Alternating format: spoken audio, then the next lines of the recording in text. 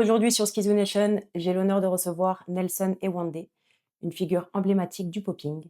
Il est tout simplement l'un des danseurs les plus titrés au monde, avec plus d'une centaine de victoires à son compte, et a remporté également 4 fois le titre du Juste Debout. Originaire d'Ivry-sur-Seine, il a grandi dans un environnement artistique de par ses parents, ce qui a façonné très tôt sa vision de la danse comme une expression libre, sincère et profondément connectée à la musique, avant même de parler de performance. Danseur, chorégraphe, performeur international, également professeur et désormais aussi organisateur d'événements, Nelson se démarque par son style unique, sa précision, sa personnalité, sa musicalité, mais aussi sa grande bouche. Il a également collaboré avec des artistes tels que M. Pokora et travaille aussi en compagnie, notamment dans la compagnie de Blancali, dans laquelle il interprète le rôle de Casse-Noisette. Mais tout ça, vous savez déjà, tout le monde connaît la légende, vous savez de quoi je parle, donc je ne vais pas rester plus que ça là-dessus. Aujourd'hui, j'aimerais qu'on prenne le temps de découvrir un petit peu plus ce qu'il y a derrière, de passer derrière le danseur pour découvrir l'homme, celui qui a inspiré tant de personnes, et peut-être révéler une facette de sa personnalité que vous ne connaissez pas encore. Nelson, merci d'être là. Merci à toi, merci pour l'invitation. Très belle intro. Merci Merci. beaucoup. C'est parti.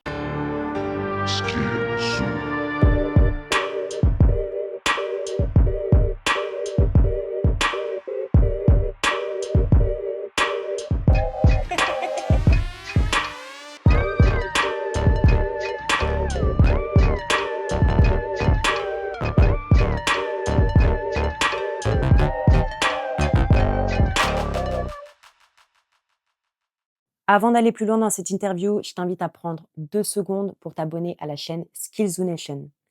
Skillzoo Nation, c'est quoi? Bien plus qu'un média. C'est un espace où l'on prend le temps de raconter les vraies histoires de la culture hip-hop, les parcours, les sacrifices, les réussites, les doutes, les visions, enfin bref, tout ce qui construit cette culture au quotidien. En t'abonnant, tu participes directement à faire grandir ce mouvement, à donner de la force aux artistes, aux acteurs de l'ombre, mais aussi à toutes les générations qui ont contribué à bâtir cette culture qu'est le hip-hop et à toutes celles qui continuent de la faire vivre encore aujourd'hui. Tu peux aussi retrouver ces épisodes sur Deezer, Spotify, Apple Podcast, Amazon Music, donc j'espère que tu as compris. Abonne-toi à la chaîne, active les notifications et bienvenue à toi dans la nation. Il y a un dicton qui dit que on a 3 visages. Mhm. Le premier, c'est celui qu'on montre au monde et à la société. Ok. Le deuxième, c'est celui qu'on montre à ses proches, à la famille. Ouais. Et le troisième, c'est celui qu'on montre jamais, qui est profondément ce qu'on est. J'aimerais savoir, même si tu peux pas me le montrer, si tu as quelques mots qui pourraient le décrire et qui me permettraient de comprendre réellement la personne que j'ai en face de moi. Donc ça veut dire quoi? Ça veut dire mon dark side, genre. Si c'est à ça que tu Bah, penses, ouais. celui qu'on montre jamais, c'est celui-là en vérité. Ouais, c'est vrai. C'est quoi Nelson dans son dark side? Je suis un mec qui pense beaucoup. Je suis un mec qui. Bon, après, je pense que c'est aussi une qualité d'être perfectionniste, mais quand c'est poussé à son extrême, ça peut devenir relou pour sa propre tête ou pour les gens qui sont autour de soi, tu vois. Je pense que je suis quelqu'un de. Même si j'essaie d'être bienveillant avec tout le monde, je peux être quelqu'un de dur. Je peux être quelqu'un de qui. Parce que je sais où je veux aller, ou je sais ce que je veux réaliser, ou que j'ai une idée bien précise du résultat. Hem, je peux être dur autour de moi, donc ça se traduit par je sais pas, une manière de parler qui est un peu sèche, ou des réactions qui peuvent être des fois, voilà, je peux être quelqu'un de nerveux, en fait. Je peux vite partir au quart de tour, mais je pense que c'est parce que je suis entier, c'est pas parce que c'est pas méchant, tu vois? Mais bon, ça peut être, je m'excuse souvent de ça. Et qu'est-ce que je peux dire d'autre? Mon dark side. Ouais, hein, je pense que c'est surtout des trucs de comportement où comme tu as dit, en société, tu es là, tu essaies de toujours bien présenter. Et heu et heu, mais on est loin d'être parfait, tu vois? Tous autant qu'on est, donc je pense que ouais, ça va plus être ça, en fait, moi, par rapport aux gens, des fois, en intimité, ou trucs, comment des fois, je sais qu'on me le dit souvent, «Tu trop dur» ou «Tu trop», tu vois? Mmh. Radical sur des trucs. C'est un peu la dictature dans ma tête. Bah, c'est ce qui t'a amené là où tu es aujourd'hui aussi. Ouais, je pense que c'est aussi un truc que je me suis imposé à moi-même, donc du coup, j'ai cette, l'exigence que je me donne à moi-même, j'essaie de la transmettre aux gens qui sont autour de moi parce que pour moi, c'est que comme ça qu'on atteint l'excellence, tu vois, dans tout ce qu'on fait. Est-ce que justement ce côté un peu dark, Mmh. dur, le hip-hop, ça a été, le parfait support pour, l'exprimer?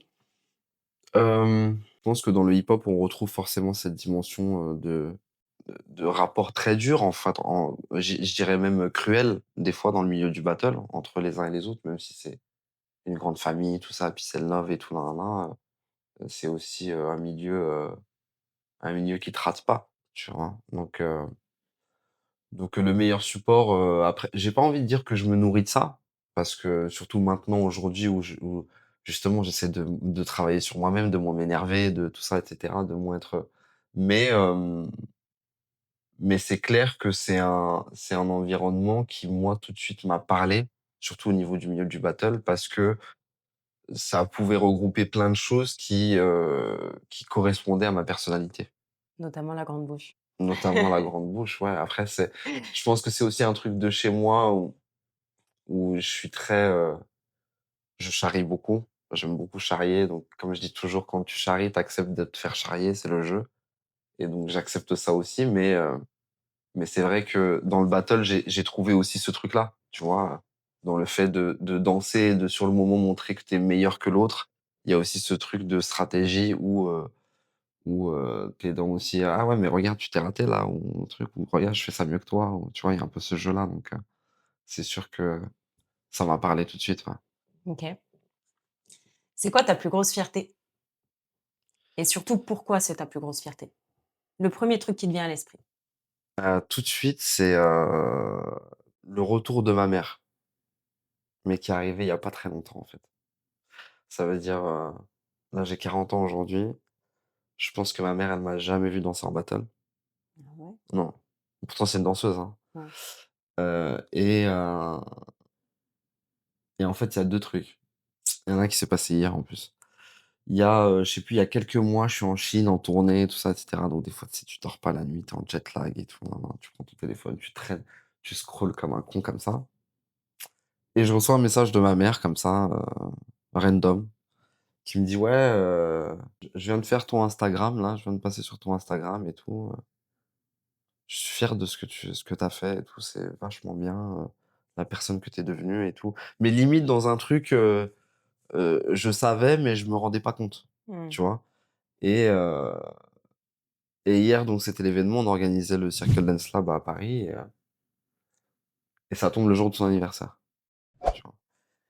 Et puis, elle me dit: «Bon, pour mon anniversaire», elle m'appelle pour mon anniversaire: «On fait quoi? On va manger où?» Tout ça, tu sais, un peu pour me presser, genre: «On t'organise un truc», tu vois?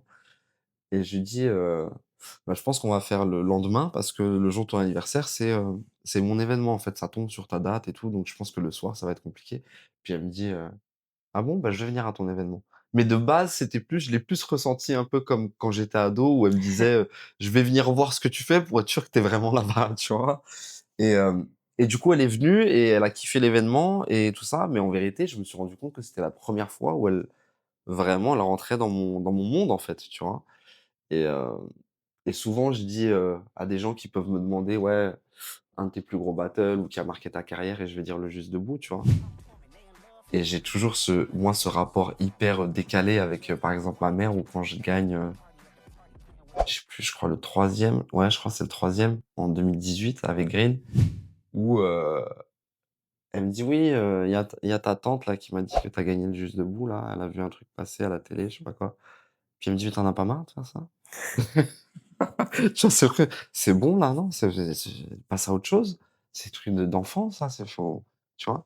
Et du coup, donc c'est pour ça, j'ai toujours aussi même cette relation un peu décalée avec certaines victoires, parce que, j'ai ce truc-là complètement terre à terre, quand je rentre chez moi, en vérité, avec les miens, tu vois? Qui sont en vrai, heu pas beaucoup des danseurs, au Mmh. final.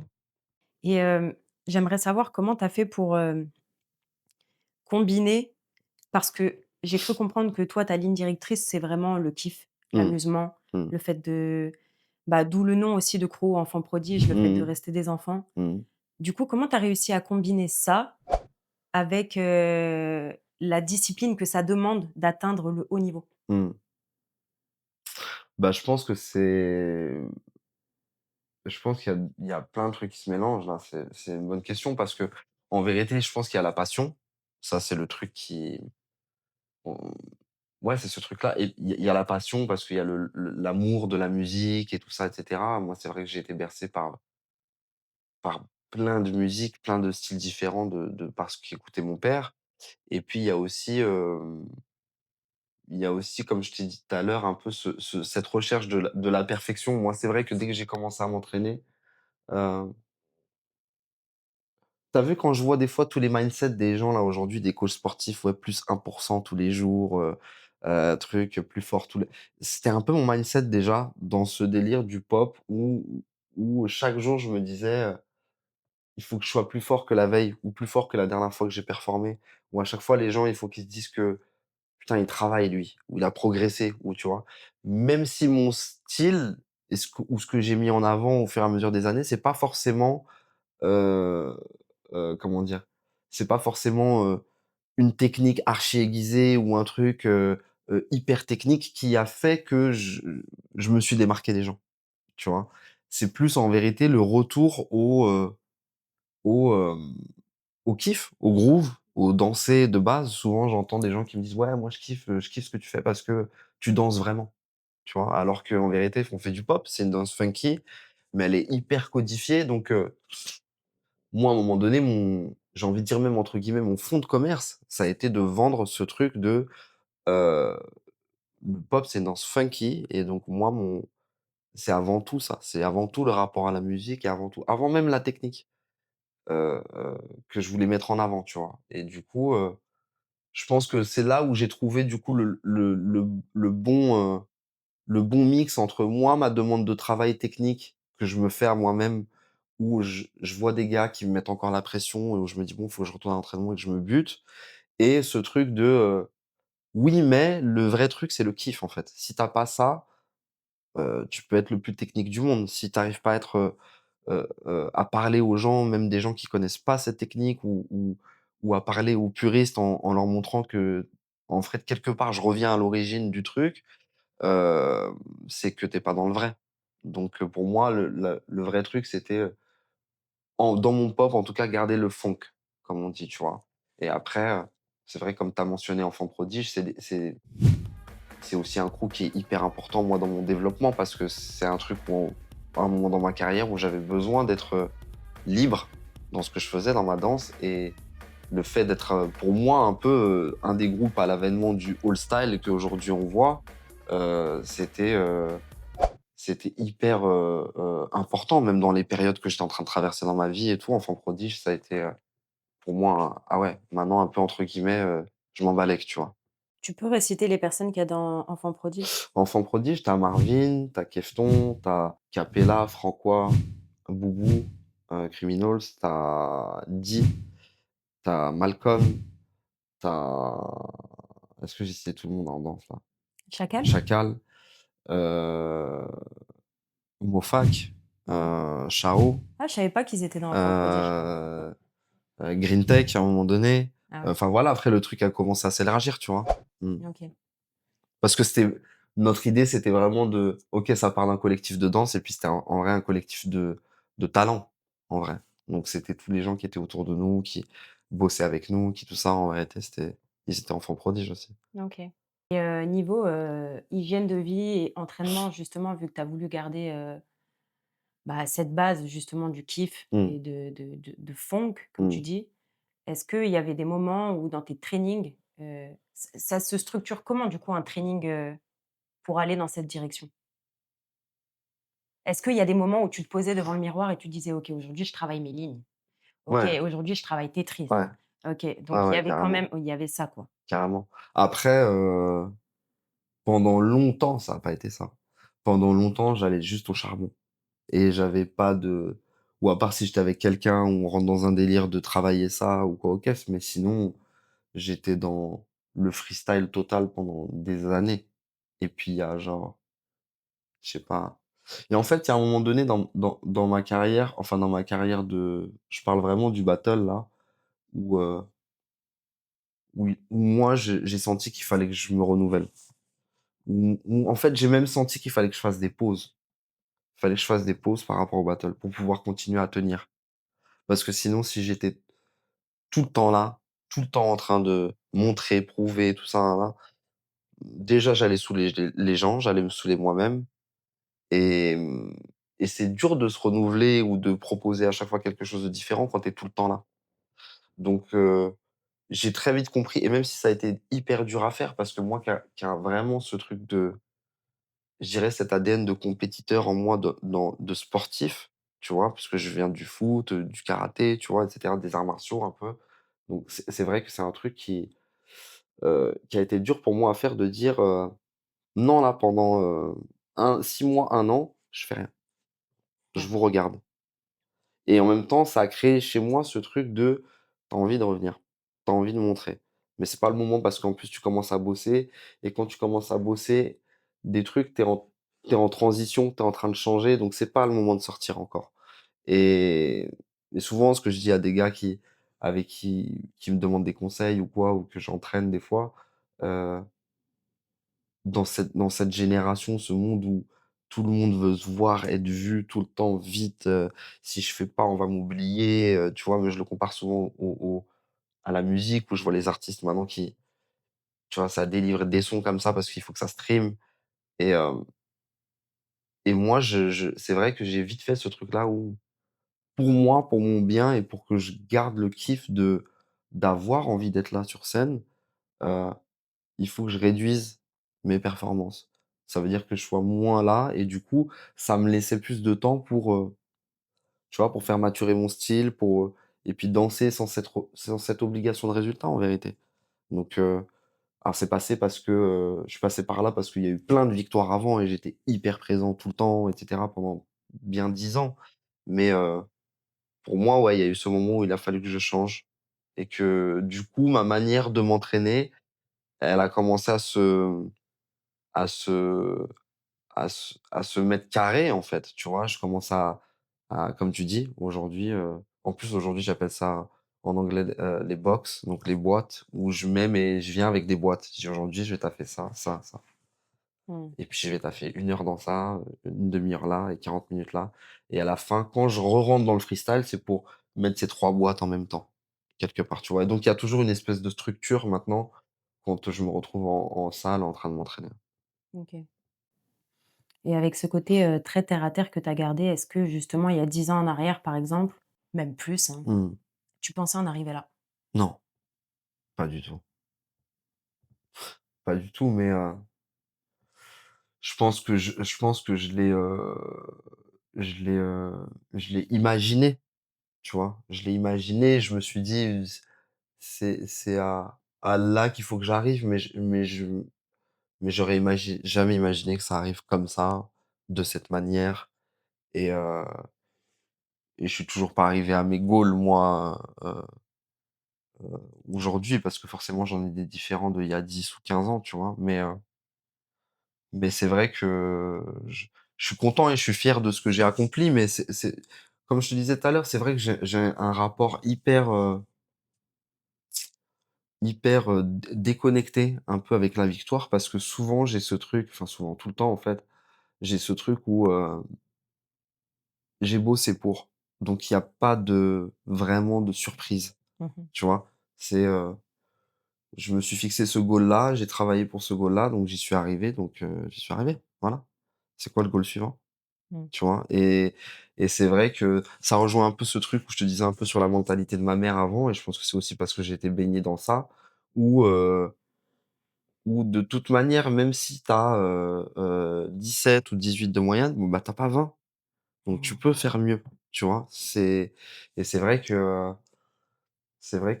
y a il y a ça, tu vois? Il y a toujours ce truc en moi de dire, il faut, je peux arriver à faire plus, je peux arriver à faire mieux. Donc je suis hyper content de tout ce que j'ai accompli en battle et pour moi, je suis un peu dans un truc où c'est la fin dans ce mi enfin, dans moi en tant que performeur dans ça, mais c'est dans tous les aspects de ce que je fais, en fait, qu'il y a ce truc-là, Mmh. tu vois?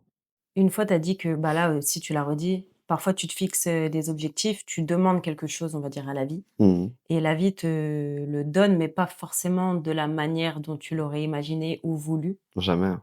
Tu as un exemple à me donner? Bah, j'ai envie de te dire, là, je te dis ça parce que là, je sors d'un événement, mais déjà dans l'organisation d'événements. Juste ça, parce que, je dis toujours que organiser des événements, c'est pas prévoir. Prévoir, c'est facile. C'est de gérer les imprévus. C'est les moments où ça justement, ça va pas se passer comme tu l'imagines. Là, comment tu réagis? Et c'est là où on voit si tu es un bon organisateur, tu vois? Parce que, j'ai l'impression que tout ce qui m'est arrivé, de toute manière, même les choses que j'ai souhaitées ou que j'ai demandées, heu, elles sont jamais vraiment arrivées comme, tu vois? Comme je m'étais dit que ça allait arriver. C'est Mmh. jamais facile Mmh. et c'est jamais, dans le sens, il y a toujours des chemins détournés et c'est pour ça que je dis que, tu vois, il y a toujours ce truc: «Ouais, faut jamais abandonner», mais c'est trop facile, limite, j'ai envie de te dire, de dire: «Faut jamais abandonner» parce que des fois, c'est dur.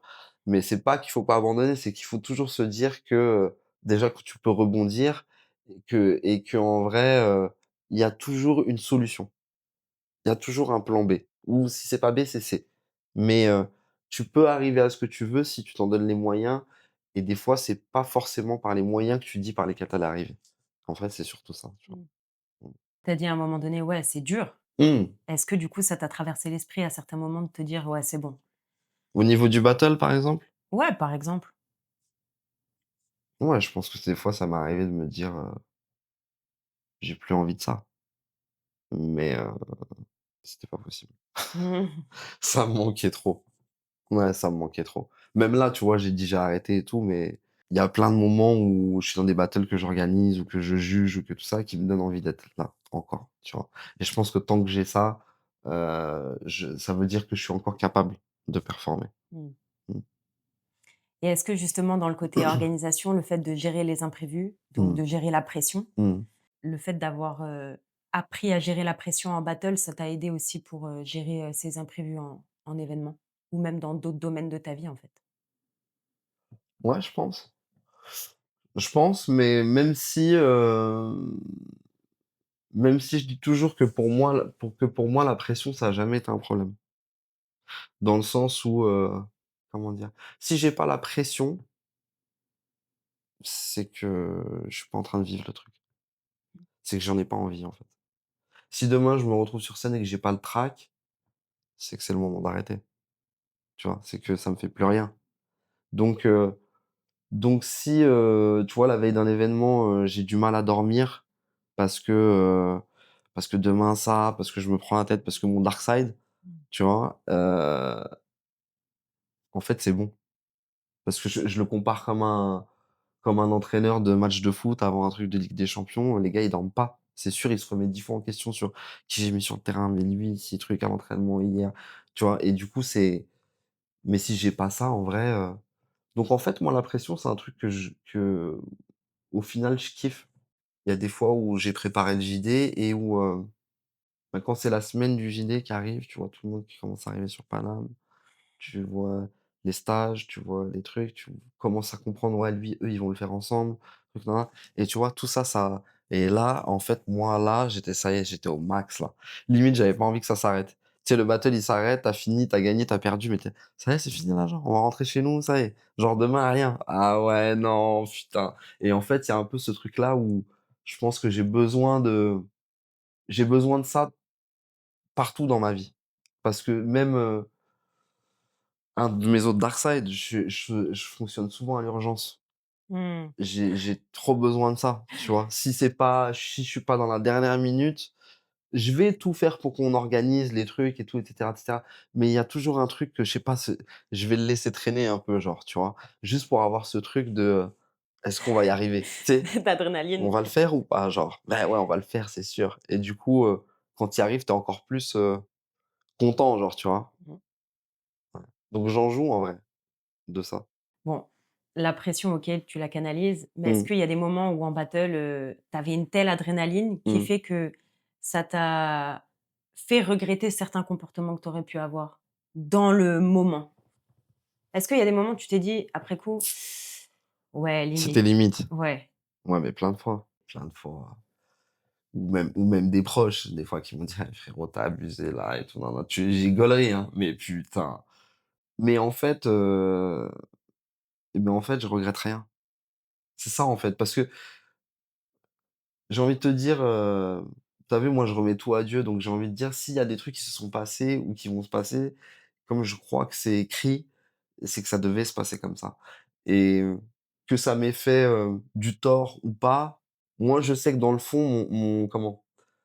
Je sais, moi, dans le fond, que c'était pas mal intentionné. Ou c'était pas pour faire du mal ou pour blesser ou pour truc.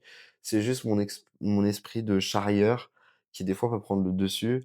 Et et du coup, pour moi, il y a que ça. Donc c'est vrai qu'après à chaque fois, bah, je m'excuse quand ça peut, toucher des gens ou quoi. OK, c'est par exemple par rapport à la communauté Crump à un moment donné, ce qui a pu se passer avec Ty Hive.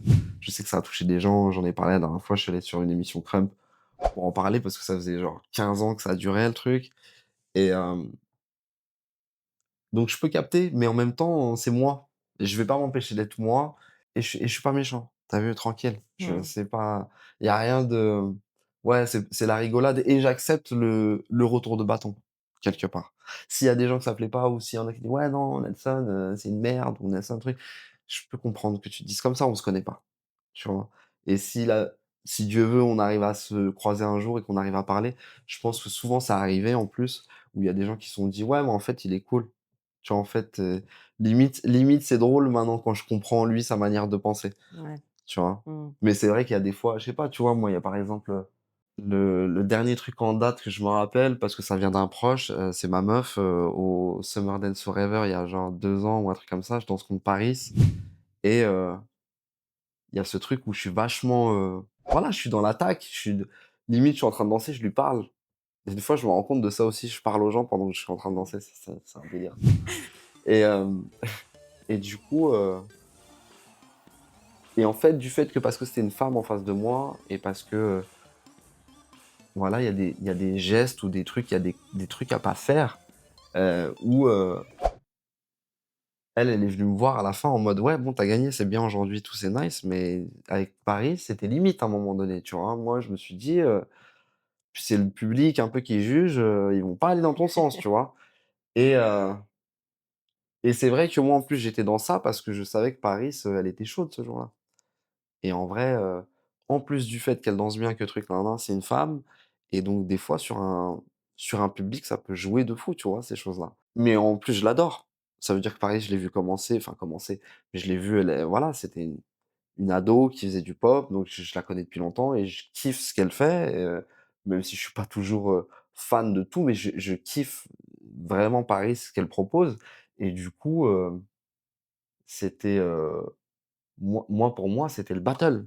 C'était là, c'était ce moment-là, là, «Cousine, tu vas pas passer par contre», tu vois? Mais après, j'ai pris le micro et je lui ai dit comment je la kiffe, tu vois? Mais et puis c'était important de le faire aussi. Je pense que ça a apaisé le truc, tu vois? De prendre le micro et de dire: «Voilà, c'était là, c'était tout de suite, mais en vrai, je kiffe ce que tu fais et je kiffe ta sa personne en plus», donc j'ai, mais ouais, je comprends que ça peut toucher des gens, mais après sinon, au niveau des regrets, non, je suis pas quelqu'un qui regrette des choses. OK. Mmh. Même quand ça s'est mal passé, je me dis que ça devait se passer comme ça, en vrai. Ouais. Mmh. Et tu as déjà réglé des comptes pour de vrai? C'est-à-dire? Genre, quelqu'un avec qui tu étais en embrouille et genre tu as réglé ça vraiment genre, en battle? Genre il y avait une implication avec une histoire derrière le battle qui était engagée, Ah, tu genre, vois? call out et tout, genre, Ouais, call out ou genre, tu arrives à un battle, tu tombes face à quelqu'un avec qui tu t'es embrouillé pour je ne mmh, sais quelle raison et du mmh, coup tu règles ton compte en même temps à ce moment-là. mmh. Bah, en fait, je crois que c'est la seule, heu, comment? C'est la seule, règle, on va dire, du hip-hop avec laquelle moi j'ai jamais adhéré.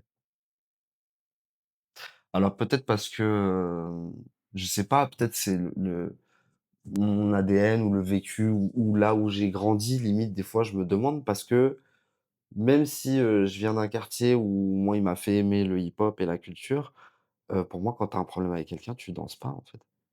Je veux dire, dans la vie de tous les jours, quand je m'embrouille avec quelqu'un tous les jours, que ce soit à la boulangerie ou quoi, je vais pas poser ma baffe et on va faire un passage chacun et à la fin, on va voir qui a raison, tu vois? Soit on s'explique, soit à un moment donné, on va peut-être se battre, mais je veux dire, tu vois ce que je veux dire? Donc il y a un peu ce truc, moi, où, tu vois, je me rappelle d'un jour, les G-Style, donc il y a eu ce gros clash, on me dit: «Ouais, les G-Style contre Nelson», truc. À l'époque, j'étais avec, Franckay et Mike et donc ils sont venus au JD, tout ça et cetera et où il y a ce truc où en fait on donc ils font tout leur cinéma, tout ça, il y a des passages qui se font, tout ça dans le cercle et tout, ils sont énervés, ah je sais pas quoi, puis ils se barrent. Et je me rappelle que pour moi, c'était genre j'étais vraiment en incompréhension totale. Les mecs, vous êtes venus jusqu'à Paris, vous avez même pas fait la présélection, vous êtes venus faire un cypher, un cercle, vous avez filmé, vous avez crié et ça y est, vous rentrez aux États-Unis. Et du coup, je suis allé voir Slick Dog. J'ai dit: «Mais c'est quoi le projet en fait? J'ai besoin de comprendre», tu vois? Et le mec, il me dit: «On t'aime pas». Pourquoi si tu m'aimes pas, pourquoi tu viens danser avec moi? Moi, si je danse avec quelqu'un, c'est parce que je kiffe. Si je t'aime pas ou si je fais pas de câlin, tu vois ce que je veux dire? Donc il y a un peu ce truc, moi, par rapport au call out où, tu vois, ouais, on s'aime pas, tu vois? C'est limite on se serre la main parce que OK, bonjour, au revoir, mais ça va pas plus loin, tu vois? OK. Même au mieux, on se serre pas la main, comme ça on fait c'est clair. Chacun sa vie. Ouais, tu vois? Ouais. Bon, chacun son truc après. Qu'est-ce que, le haut niveau de performance et donc ton implication dans la danse t'a apporté dans la vie et que tu aurais pas pu comprendre, si tu étais pas passé par, le processus que ça implique? Bah, un peu tout, ouais. Un peu tout parce que je pense qu'il y a vraiment cette dimension de travail acharné.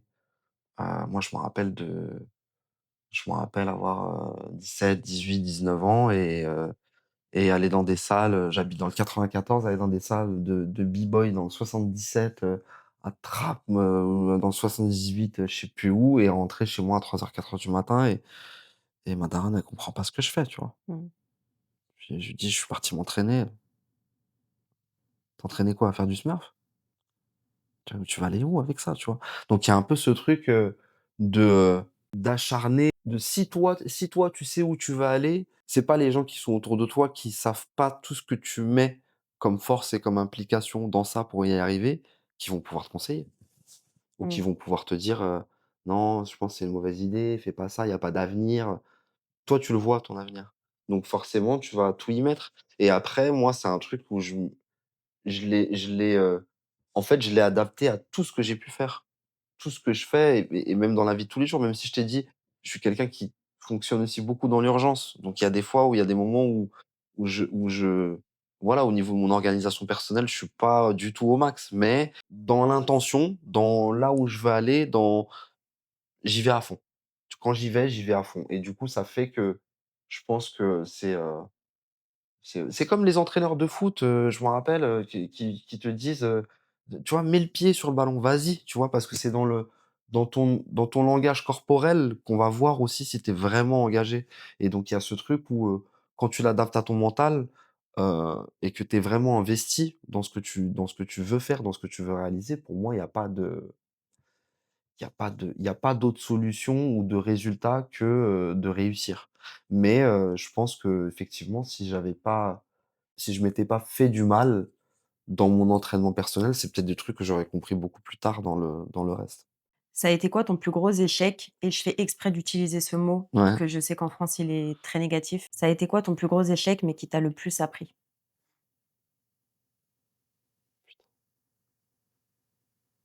je pense que mon plus gros échec, je pense que mon plus gros échec personnel, moi, dans ce que j'ai voulu faire, dans ce que j'ai voulu accomplir, c'est l'entité Blech. C'est-à-dire? Bah, parce que Blech, pour moi, c'était le truc avec le plus de plus-value, sur tous les fronts qu'on aurait pu développer avec Enfant Prodige.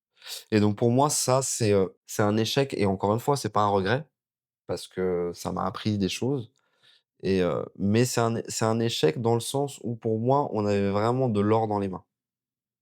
Et c'est même, j'ai envie de te dire, le truc le plus pour moi, qui était le plus facile à faire fructifier, Mmh. qu'on a raté, tu vois?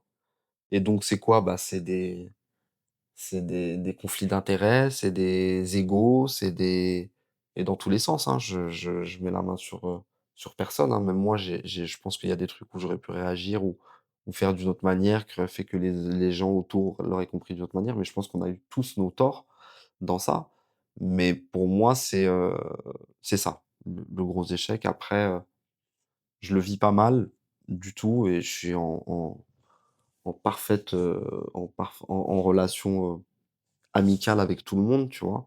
Mais mais ça m'a appris que quoi, moi, au niveau personnel, ça m'a appris à faire des choses à certaines choses de devoir les faire par soi-même, de pas attendre. Je pense que ça m'a aussi appris à me faire confiance, beaucoup plus, que j'étais capable de, certaines choses, de décider certaines choses par moi-même.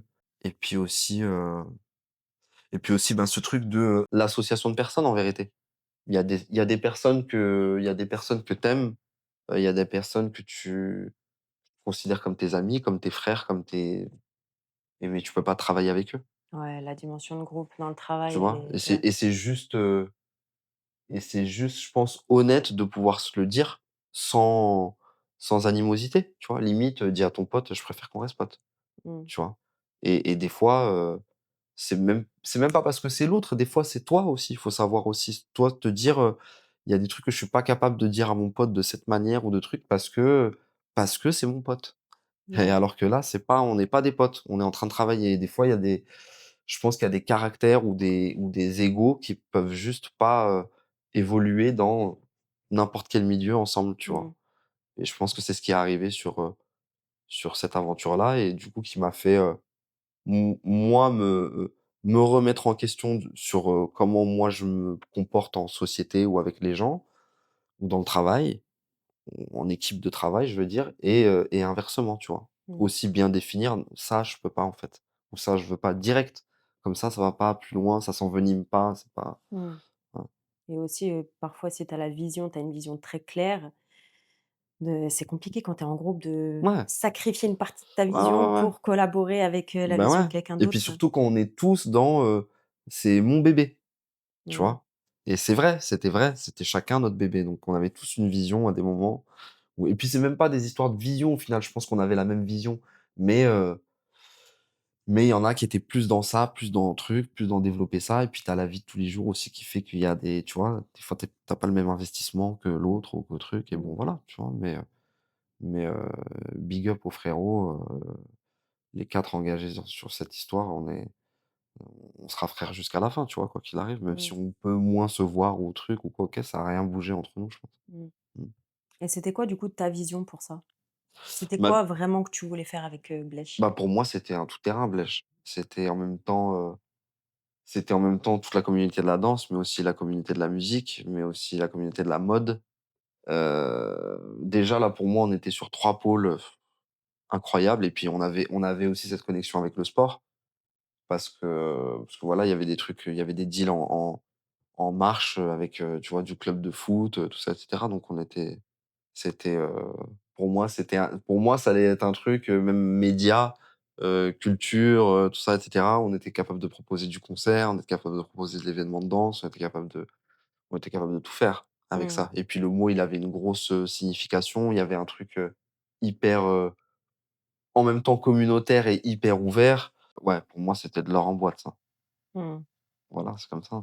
Je me rappelle du Juste de Blech, Ouais, la ouais, les soirée, soirées, ouais. Juste de Ouais, Blech. carrément.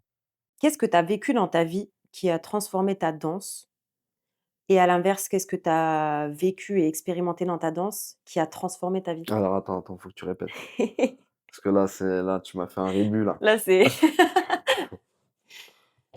qu'est-ce que tu as vécu dans ta vie, des Ouais, expériences que tu as pu, vivre dans ta vie qui ont ouais, directement impacté ta danse? Et à l'inverse, ouais, qu'est-ce que tu as expérimenté dans ta danse qui ont directement eu un ouais. impact dans ta vie? Alors attends. Alors la première, qu'est-ce que j'ai vécu dans ma vie qui a impacté dans ma danse?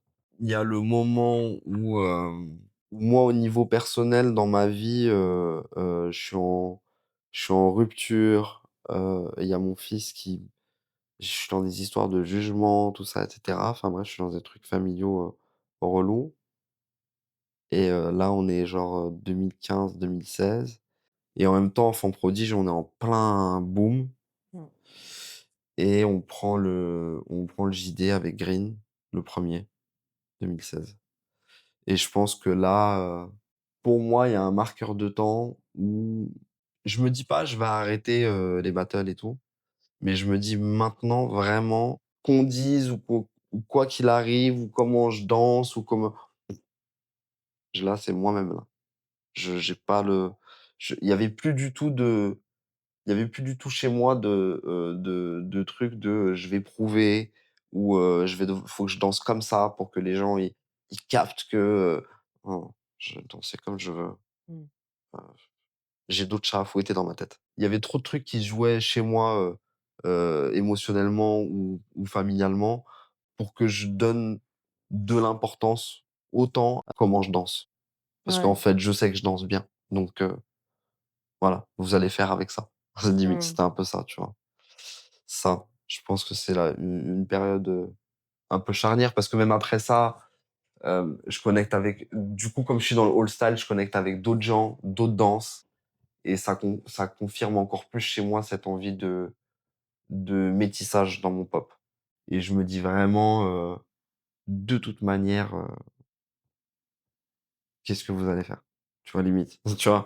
Venez à la salle si vous voulez vous péter en technique, on va se mettre. Mais moi, là, je suis dans un métissage de ma danse et c'est ça que je vais mettre en avant parce que c'est ça qui va faire que ma danse, elle va être encore plus unique, quelque part. Et j'ai capté ça à ce moment-là. Et après, dans l'autre sens, je sais pas parce que moi, j'entends souvent des fois chez des gens ce truc de, parce qu'ils commencent à devenir quelqu'un dans la danse ou parce qu'ils deviennent un blaze, alors tu vois qu'ils se comportent autrement, qu'il y a même si c'est pas je me la raconte, c'est juste tu vois, une confiance. Tu vois les gens, tu vois la personne qui glow up, tu vois? Elle Mmh. change de dégaine ou truc, nin nin elle s'habille mieux ou tu vois? Alors même si je regarde des photos de moi il y a 15 ans, je trouve que je m'habille mieux aujourd'hui, mais je j'ai pas ce alors bien sûr que mon parcours, il m'a ramené de la confiance en moi et ce que je suis capable de faire, mais je pense que j'ai toujours été convaincu de ce que j'étais capable de faire. Donc après, j'ai envie de te dire que la danse, elle a plus ramené des côtés un peu, relous dans ma vie de tous les jours. Bah, parce que des fois, tu peux croiser des gens qui peuvent être, en fait, leur relation par rapport à toi, le ouais, la connexion, elle peut être biaisée du fait que parce que je suis Nelson dans le game ou quoi, tu vois? Des fois, ça peut être malaisant en vrai, tu vois? Des fois, tu peux te retrouver face à des personnes où tu te demandes, où tu te rends compte qu'en fait, il y a ça Mmh. et donc c'est pour ça qu'elle est comme ça avec toi ou quoi, OK. Mais sinon après en dehors de ça, je pense que ça m'a appris à gérer ça, par exemple. OK. Ouais. À créer un peu ma bulle autour de moi tu vois, quand je rentre dans des événements ou des trucs où, tu vois, là je sais qu'il va y avoir beaucoup d'énergie, Mmh. dans ce sens-là, donc il faut un peu que je me protège de ça, souvent. Tu te pensais déjà, proche de certaines personnes qui, sont arrivées à un moment où justement tu as commencé à monter Mmh. et qu'au final, tu t'es rendu compte que, bah, non quoi. Ils étaient là par intérêt ou Tu veux dire des danseurs ou des vrais ou amis? bah, les vrais amis, j'ai tendance à dire qu'ils arrivent avant, Ouais. tu vois? Donc Mmh. non. Plus des rencontres que tu aurais fait dans la danse, des gens avec qui tu as connecté, mais au final tu te rends compte que c'était, pas on te l'a fait à l'envers, mais genre,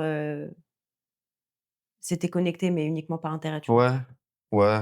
Ouais, ouais, il y en a eu, c'est sûr. Je pense que je suis tellement entier et les gens qui sont autour de moi le sont tellement que ça colle pas très, très vite. Ouais, ça fait le tri naturellement, Ouais, quoi. ça c'est bon voilà, après on n'est pas à l'abri des surprises, tu vois? Mais j'ai l'impression, moi, quand même, d'avoir bien défini mon cercle Mmh. jusqu'à maintenant et je pense l'avoir bien défini justement parce qu'il y a pas beaucoup de personnes qui sont rentrées. Je le dirais comme ça et puis en vérité, voilà, dans la danse, de vrais amis dans la danse, j'en ai vraiment pas beaucoup. Ils se comptent sur les doigts d'une main, tu vois? Ouais. Donc après le reste, c'est des gens que j'apprécie, des gens que j'adore, des gens que je pour qui en vrai, demain ils m'appellent, je serais capable d'être là comme un frère. Mais dans la vie de tous les jours, on n'est pas si connecté que ça tous les jours, en Ouais, vrai. je Ça vois. se résume qu'aux qu'aux événements ou aux voyages ou tu vois? Mais, mais pour moi, ouais, je pense que c'est ça le plus important, c'est de très vite définir qui qui reste avec toi dans ton intime. Mmh. Très important Mmh. l'environnement, ouais. Voilà. Et pour rebondir sur ce que tu disais tout à l'heure, la période 2015-2016 un peu, Mmh. charnière, c'est l'époque où tu as commencé aussi à donner des cours dans la formation, Juste Debout? Ouais, ça faisait déjà quelques années, mais c'est ta période à toi? Ouais, c'est ma période à moi, Ouais. c'est pour ça que je dis ça. Mmh. Et du coup, tu sais, moi, en tant qu'élève, tu sais, nous, on n'a pas toute cette dimension-là, tu Ouais, vois? ouais, On connaît pas ta vie, on sait pas qu'il se passe tout ouais, ça. ouais. Du coup, comment tu as vécu un peu, l'aspect, transmission et pédagogie à la JD, à cette période charnière aussi de ta vie? Bon, bah, c'était hyper important pour moi. Ouais? Bah, c'était hyper important parce que c'était aussi, comme je t'ai dit, c'était aussi une période où moi j'étais en complète transition dans ma danse et à la JD, moi mon truc, c'était aussi de faire passer, l'origine du bail. Donc j'étais dans un travail comme ça, tu vois?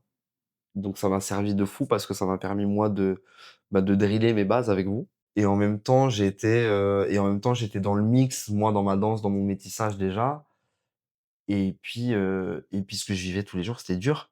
Ça veut dire que moi, en vrai, moi, j'étais pas bien du tout. Puis je me rappelle, moi, ta promo, je donnais cours le vendredi à 10 heures du matin. Je me rappelle pas de ça, Ouais, moi, mais je me rappelle et tous les jeudis soirs, j'étais au nouveau casino. ah ouais. Donc souvent, déjà, il y a plein de cours, je suis arrivé en retard. Ouais. Voilà, elle s'en rappelle et il y en a même où j'ai annulé, j'ai appelé Bruce, j'ai dit: «C'est mort, je peux pas venir, en fait» et puis il y en a où je suis arrivé où en fait, je sortais de la boîte, tu vois? J'avais juste une crêpe dans le corps et j'arrivais à la JD, tu vois? Donc donc c'est une vraie période. Mais c'est une période charnière. Moi, Mmh. j'ai kiffé et puis c'est vrai que l'enseignement, c'est un truc qui pour moi, que j'ai toujours considéré comme un double travail.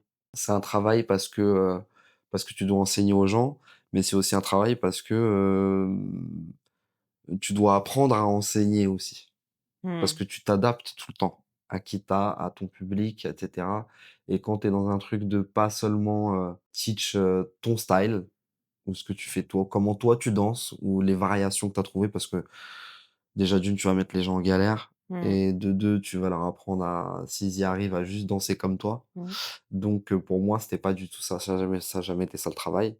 Donc il y a eu quand même un travail tu as un travail de sape de toi, comment tu as appris, comment le transmettre et pour moi, ça a toujours été hyper important dans comment je parle, dans comment je montre, dans comment je répète. Donc c'était, même dans ça, tu vois? Moi, j'ai toujours eu ce truc-là, il faut que les gens, ils sortent de mon cours et disent: «Ouais, Nelson, c'est un des meilleurs profs que j'ai eu en pop», tu vois? Parce que, il fallait que même dans ça, je sois performant. Ouais, je me rappelle, je me rappelle des retards Mmh.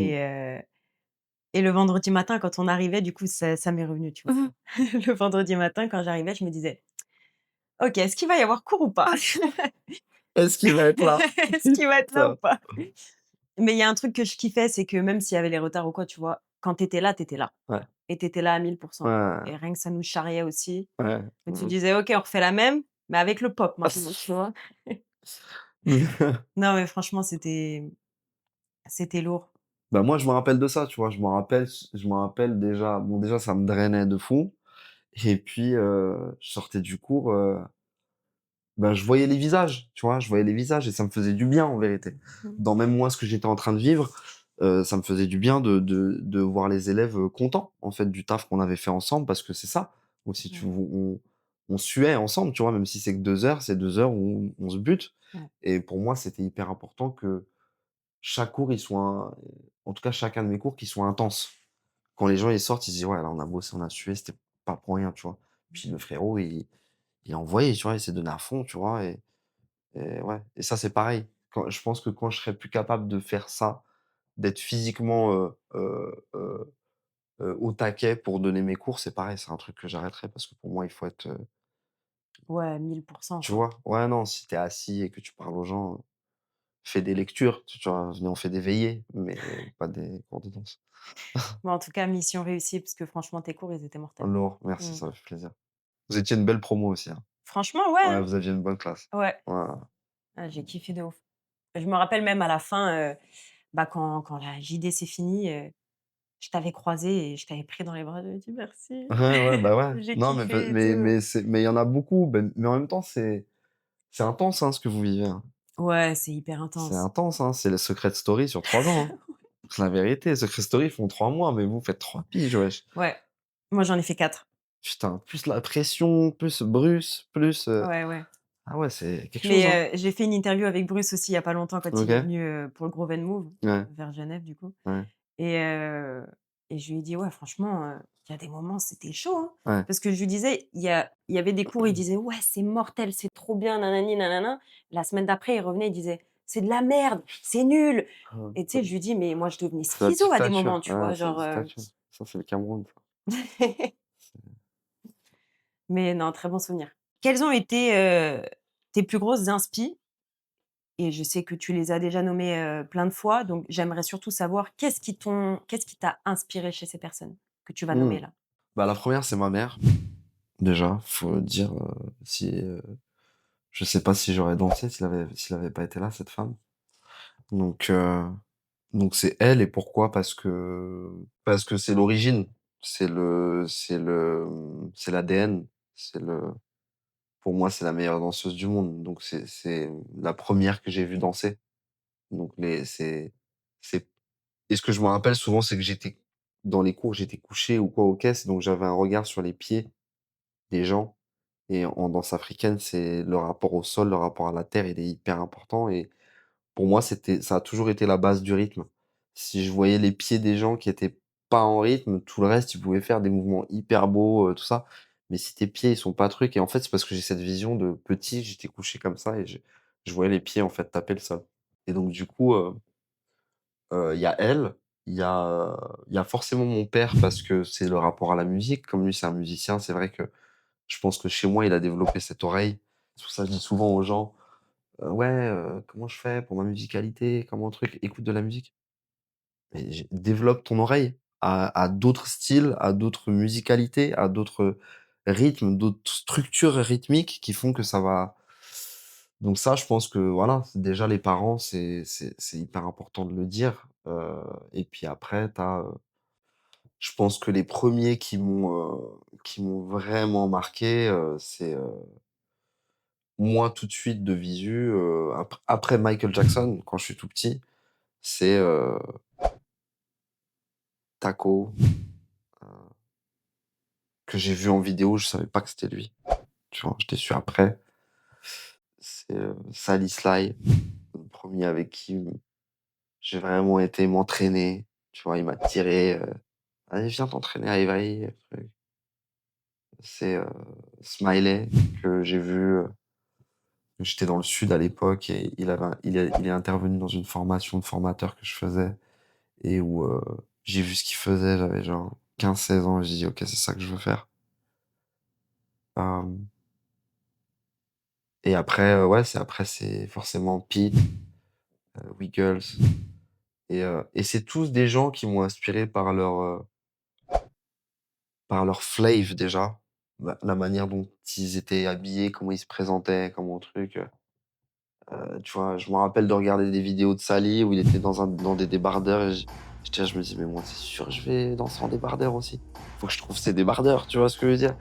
Heu tu je sais pas, ouais, Pete, c'était le freestyle pur, tu vois? Le mec, il juste ça pop, tu as un popcorn, le mec, tu es là pop, pop, pop, tu comprends rien à ce qu'il fait, mais tu es sûr d'un truc, c'est que ça pop, tu vois? C'est les premières images que j'ai. Taco pour moi, c'était, l'illusion, l'illusion, genre le magicien, mais le magicien dans le pop, donc le magicien aussi dans le danser. Heu, Wiggle, c'est l'arme fatale, un peu l'arme parfaite, Skitter, c'était déjà le je m'en balèque, la liberté aussi dans la liberté dans le format, tu vois? Heu et puis après tu as forcément des asiates qui m'ont inspiré, un mec comme Guchon pour son tu sais jamais ce qu'il va faire, un mec comme Kite que j'appelle le dernier samouraï parce qu'on a aussi cette relation très forte en battle lui et moi. Tu vois, il fait partie un peu des gens que j'ai considérés à un moment donné comme mes rivaux, tu vois? Donc c'est un gars, c'est une machine de guerre. Tu as plein comme ça, hein. Tu as plein des gens que ça peut être des gens, avec qui j'ai dansé, comme des gens que je connais pas vraiment en fait, que j'ai affrontés, tu vois, quelques fois, même si on s'est vu plein de fois. Mais, tu vois, Green Tech, pour moi, Green Tech, c'est un mec, c'est un malade, tu vois? C'est genre, je sais pas comment dire, c'est vraiment moi, je me suis jamais autant entraîné que quand j'étais avec Green et pourtant je suis un malade dans ma tête. Ça veut dire quand j'ai commencé à m'entraîner avec lui, je me suis dit: «Mais qu'est-ce qu'il a? Il veut mourir en fait, c'est quoi son problème?» Tu vois? Et en même temps, il arrive lui aussi, sur le JD en 2016 et du coup ça encore une fois, c'est un truc où, moi ça me quand je le vois lui, comment on s'entraîne, comment on truc, je dis: «Mais en fait, ça veut dire lui il se bute comme ça tout seul? Non frérot, là il va falloir que tu t'envoies parce que sinon ces gars-là ou la génération de derrière, ils vont tu vois? Même si on a quoi? 5 ans de différence et avec les années, les gens, ils vont dire qu'on est la même génération. Mais pour moi, c'est je l'ai vu arriver et lui me considère un peu comme un grand frère, tu vois? Donc, ouais, cette manière de travailler aussi là, elle m'a vachement inspiré parce que c'était en même temps, c'était nouveau pour moi et en même temps, j'avais pas de problème à y aller parce que moi aussi, je sais me mettre dans l'exigence et me tordre. Mais c'était nouveau dans le sens où j'ai jamais bossé avec un gars aussi dur, vraiment, tu vois? Et du coup, je pense que ça m'a inspiré aussi, d'une manière, ouais, c'est sûr et certain par la suite, ouais, il y a plein de gens, même d'autres styles, tu vois? Des mecs comme Marvin et Kefton, parce que je peux pas citer Marvin sans citer Kefton. Pour moi, c'est des gars qui ont un peu révolutionné le ils ont créé une génération de danseurs hip-hop limite, tu vois? Il y a, Bruce, forcément, Bruce, il a aussi joué pour sa liberté, mais même parce que c'est un visionnaire, je le considère comme un visionnaire, aussi dans le business, dans ce qu'il a fait. Tu Walid pour le génie pur, tu voilà et encore, je fais que du pop, mais c'est vrai que Ouais. t'as des mecs comme Brian Green qui m'ont fait sauter la tête,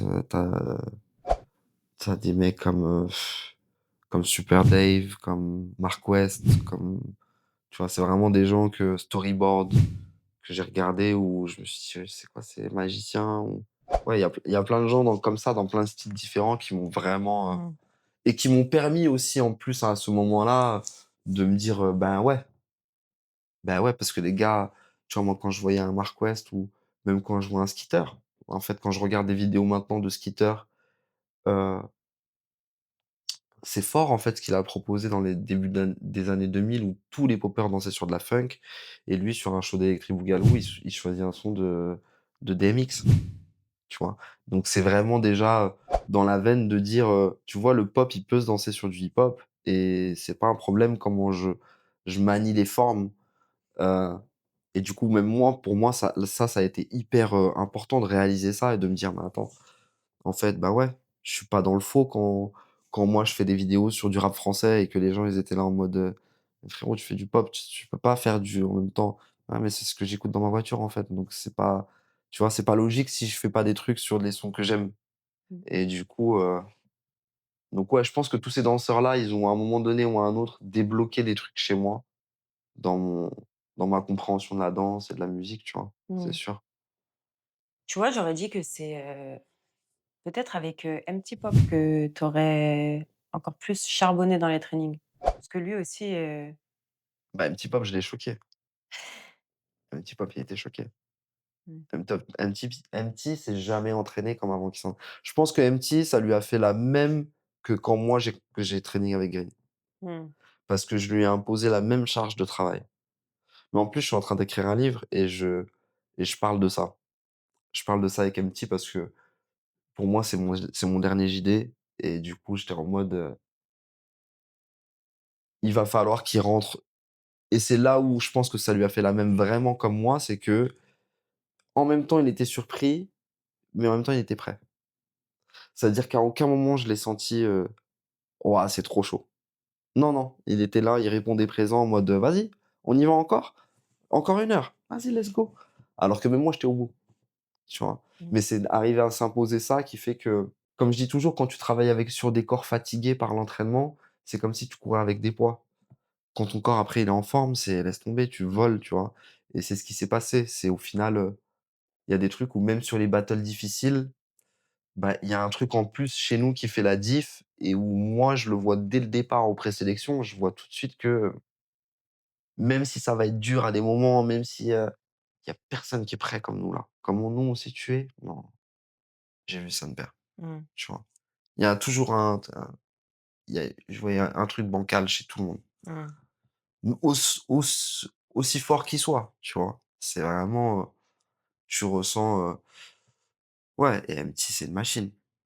MT en plus de ça, c'est une machine, tu vois? Ouais. Donc le gars il est parce qu'en plus on s'imagine pas comment MT il a cet ADN de compétiteur. Comme il est hyper cool, hyper, tu vois? Il a vraiment cette énergie, comment j'ai envie de dire? Limite simplette, genre en mode, tout est rose, tout est beau, tout est truc. Mais il veut kill, hein, le frère, hein, dans sa tête, t'inquiète Mmh. pas, hein, tu vois? C'est un mec, ah ouais, moi, par exemple, ça m'a surpris. Mmh. Je j'étais pas du tout, préparé à avoir cet aspect-là de lui, en fait. Ton premier er JD, tu l'as fait avec Dédé, Ouais, enfin celui que tu as ouais, gagné. fort. C'est C'est vrai, j'aurais pu comment, la citer elle aussi, hein. c'est comment les entraînements avec les femmes du coup? Parce que là, il y a est-ce que tu sens une différence en termes de d'énergie ou de mentalité quand tu t'entraînes avec, une femme que quand tu t'entraînes avec un homme? Alors Dédé, non, parce que Dédé, Dédé, c'est j'ai pas envie de dire c'est un bonhomme, parce que c'est pas ça, mais Dédé, c'est une meuf qui est vraiment, déterminée, tu vois? En tout cas, à l'époque, en 2010, nous, quand on est sur, le truc, et en plus, ce qui se passe, c'est qu'on se qualifie en Allemagne, au JD Allemagne et elle danse mal. Enfin, d'après elle, elle danse mal et du coup, elle est dégoûtée et donc en fait, on gagne, mais elle, elle est verte et du coup, on arrive à Bercy, que si elle voit ça, elle va être morte de rire. Mais du coup, on arrive à Bercy et en fait, je sens même toute la semaine dans l'entraînement, comment elle est pas là pour blaguer. Je sais qu'en fait, elle va arriver, elle va monter sur scène et c'est les gens, ils sont pas prêts, tu vois?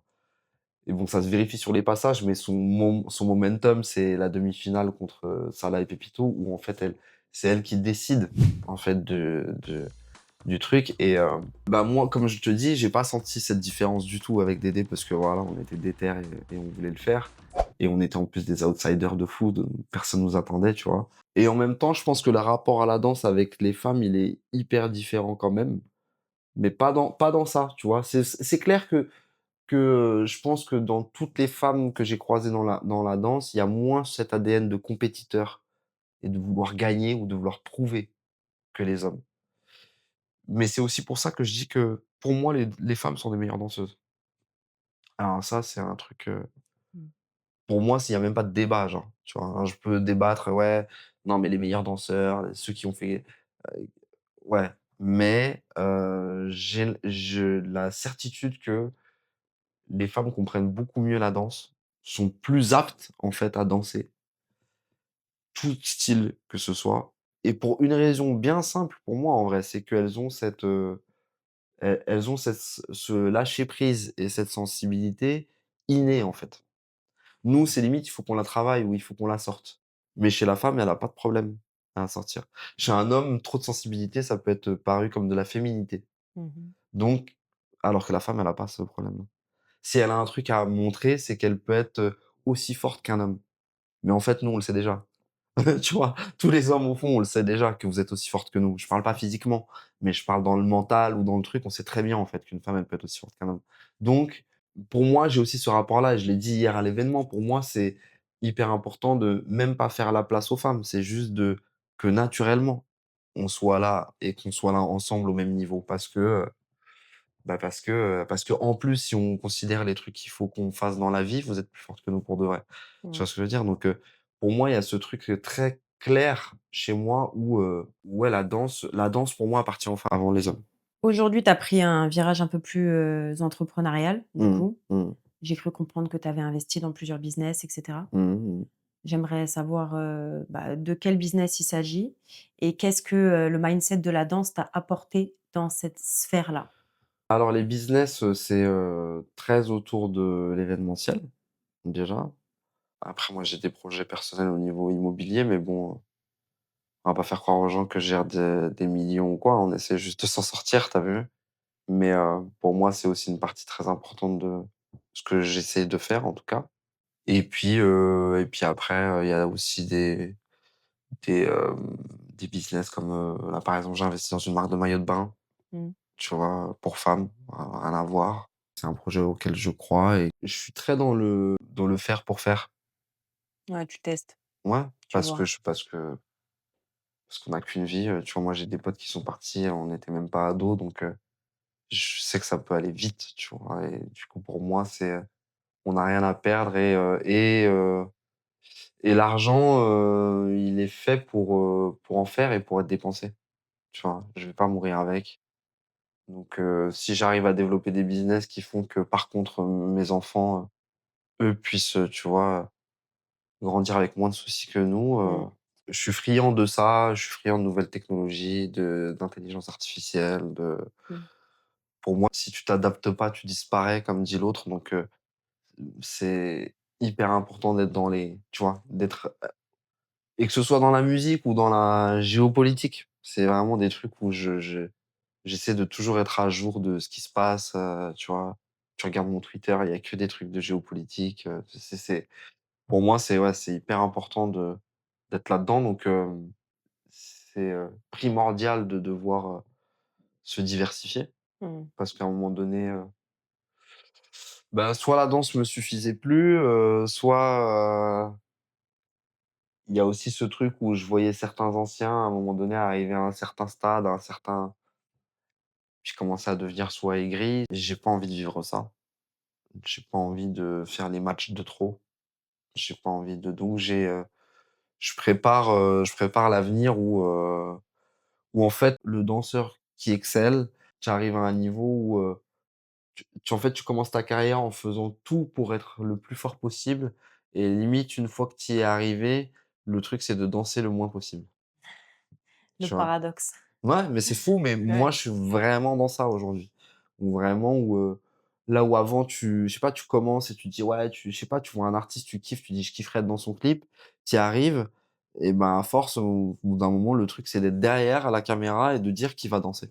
Et Mmh. là où c'est là où on voit que tu grandis, en fait et pour moi, je suis en plein dans ça, donc là, je suis à 2 doigts bientôt d'ouvrir une agence, un truc et cetera parce que je pense que j'ai beaucoup de il y a beaucoup de potentiel à pouvoir faire travailler du danseur, à faire travailler de l'artiste et à joindre les milieux et de faire jouer ce carnet d'adresses qu'aujourd'hui je me suis fait et pour moi, c'est, la suite logique. Ouais, ça y est, on passe de l'autre côté. Ouais. Ouais. Ce serait quoi pour toi une croyance qui circule dans le game depuis des années et qui, selon toi, c'est complètement à côté de la plaque? Je dirais que, après ça correspond aussi, je pense, à ce qu'on vit aujourd'hui dans à peu près tous les milieux, mais que, être connu, c'est gage de qualité.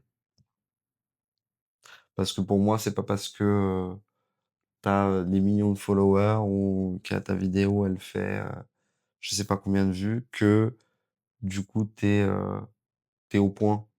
Tu es au point techniquement ou tu es au point, mentalement ou tu es, quelqu'un dans la culture, dans la communauté.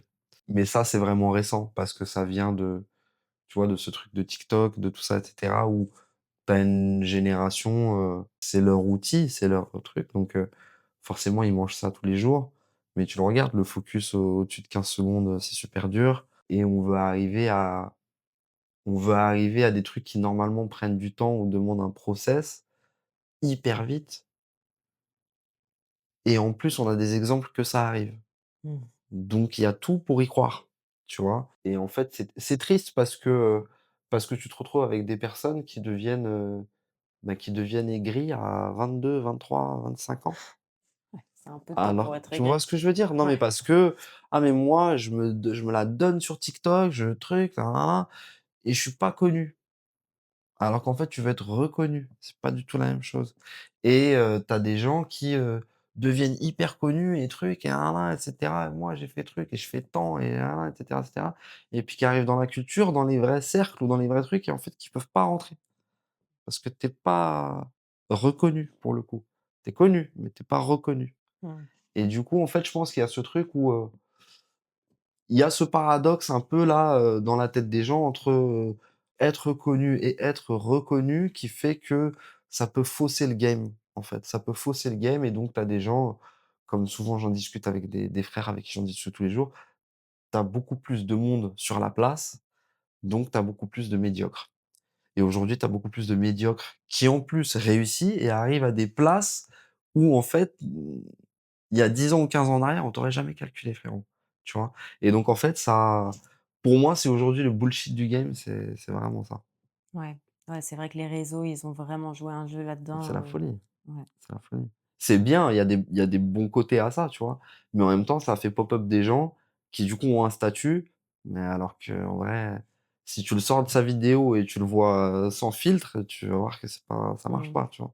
Du coup, comment tu visualises, la culture hip-hop, admettons dans 50 ans? Oh putain, 50 piges! Ouais, Mais déjà je serai même plus là moi dans 50 piges. on verra. C'est une dinguerie ça! Dans 50 piges, waouh! Ouais, ce sera fou, hein. Je sais pas, ça se trouve, il y aura vraiment des robots qui vont Non. qui vont nous juger. Non, Bah, pourquoi? horrible. Hein, pourquoi? Bah, parce que c'est subjectif, c'est de l'art. Tu peux pas, non. Bah, tu des robots qui dansent là. On les applaudit et tout. T'as des gens qui sont là: «Oh, il fait le robot, c'est un robot». Il y a ça là Ouais, aujourd'hui. ouais. Il y a des gens qui filment ça. En Chine? Mais là, c'était quand? J'étais aux États-Unis, cet été. Il y a un robot, il a fait les présélections. Ah mais oui, j'ai Attends, vu! Dans la catégorie animation. ouais. Ah ouais, j'ai vu, ouais, ouais, j'ai vu. OK.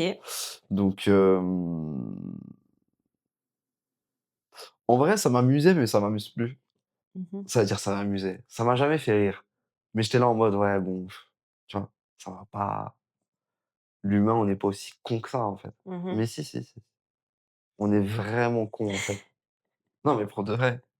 Je pense que limite, je suis en train de me demander s'il y a pas plus de cons qu'autre chose, en fait. Mmh. Parce que c'est la folie pour moi. Tu filmes un robot faire le robot et tu là en mode: «Waouh!» Ouais, Il y a un truc qui fonctionne pas. ouais, ouais. Il y a un truc qui s'est perdu. Donc j'espère qu'il va y avoir des défenseurs, tu vois? Qui dans 10-15 ans vont ressembler à des à des mecs des ermites, ça se Mmh. trouve. Mmh mh. Mais je pense que c'est important qu'on défende notre culture. Parce que dans ce qui se passe maintenant et ce que je les conneries que je peux voir et là, au moins, tu as vu, je suis un grand complotiste, donc je vois déjà derrière tout ce que ça veut dire, là où on va. Si tout ça, c'est lié, l'IA, tout ça, nin je sais pas ce que ça va donner, hein, C'est pas la meilleure vision du hip-hop, hein, tu vois? franchement. Mais je crois en nos frères. Ouais. Ouais, je crois en nos frères. Quand je vois des Qt Rubik's, des Lucas en Crump, des tu vois, Jamal, des Willis et que je vois, en fait, ces jeunes-là qui ont tous langage dans leur corps, qui ont tous knowledge et qui sont même pas encore capables de le verbaliser parce que pour l'instant, ils le vivent, tu vois? Mais pour la plupart, je connais leurs parents, donc je sais comment ils ont été éduqués aussi et je sais qu'ils vont porter la culture Mmh. intelligemment et je pense qu'ils vont influencer beaucoup de monde et donc je pense que c'est important qu'à un moment donné, ils prennent leur place, que tu vois, qu'on les laisse, nous, en tant que plus anciens, prendre leur place et utiliser les outils qu'ils auront à leur main comme ça, comme TikTok, comme l'IA, comme tout ça, pour faire des trucs qui restent dans la culture et qui vont permettre d'éduquer les générations d'après, qui vont arriver, tu vois? Et qu'on va réussir à tenir le truc et le faire grandir tout en utilisant ce qu'on peut utiliser. Parce qu'encore une fois, si tu t'adaptes pas, tu disparais, donc il va bien falloir s'en servir. Mais comme j'ai dit, bien falloir s'en servir. Ouais, C'est juste ça, tu pour vois? servir la culture. C'est ça. Mmh. Et du coup, dernière question, Ouais, si demain tout s'arrête, c'est-à-dire? Comment ça tout s'arrête? Wesh? Où tu veux aller, wesh? attends, je touche du bois. Si demain tu pars dans l'autre monde, Ouais, qu'est-ce que tu aimerais qu'il reste de toi? Ici. C'était cool, qu'on a qu'on a kiffé, que les gens qui m'ont croisé, j'espère ils ont kiffé, tu vois? Ouais, ouais, c'est ça, tu vois? Parce que même quand moi j'organise de la soirée ou quoi, OK, c'est pour ça aussi que j'ai commencé à organiser des soirées. C'était pour revenir au kiff. Mmh. Sans résultat, sans compétition, sans truc, le meilleur format, c'est quoi les gars? C'est une soirée? Ben ouais, tu fais Black Party, tu vois? Mmh. Et du coup, pour moi, c'est ça en fait, c'est le parce que c'est ça qui m'a fait arriver là où j'en suis aujourd'hui, c'est le kiff d'être avec des gens qui partagent la même passion que moi, de sourire ensemble parce qu'on connaît tel son et que c'est un son qui nous a marqué parce qu'il représente je sais pas quoi pour toi ou pour moi et de partager dans ça. Donc en vérité, c'est juste, le kiff d'être avec des gens qui kiffent la même chose que toi. Donc si on a kiffé, ben, Merci beaucoup. merci à toi. Yes. C'était donc Nelson et Wandé sur Skizoo Nation. Si cet échange t'a parlé, prends-le avec toi, fais-le circuler.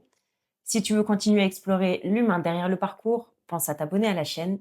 Ici, on explore des points de vue et des vécus. Peace.